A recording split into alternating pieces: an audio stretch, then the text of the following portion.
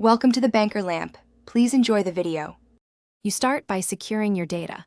Backup with Time Machine or create a bootable clone so you can restore later.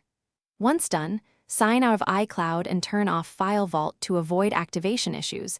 Disconnect external drives to prevent accidental erasure.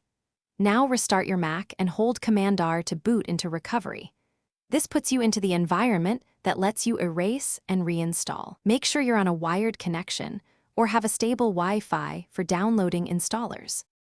In recovery, open Disk Utility and choose View, then show all devices. You need to erase the physical drive, not a volume. Select the startup disk, click Erase, pick apps for SSDs or Mac OS Extended for older drives, and set the scheme to GUID partition map. Confirm the erase. This removes Monterey and all data.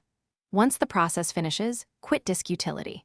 You're now ready to either reinstall Mac OS, install an older version from a bootable USB, or restore your previous system image. After erasing, choose Reinstall Mac OS in recovery to download and install the supported Mac OS, or boot from your prepared installer USB to install a specific older release. Follow prompts to select the freshly erased disk and install. You'll sign into your Apple ID when needed. If installation fails, reset NVRAM and try Internet Recovery, Option Command-R, to fetch compatible firmware. If problems persist, use another Mac to recreate the installer or check the drive health. This one troubleshooting tip often resolves stubborn install errors. Thanks for watching. If this was helpful, leave a like and consider subscribing. See you next time.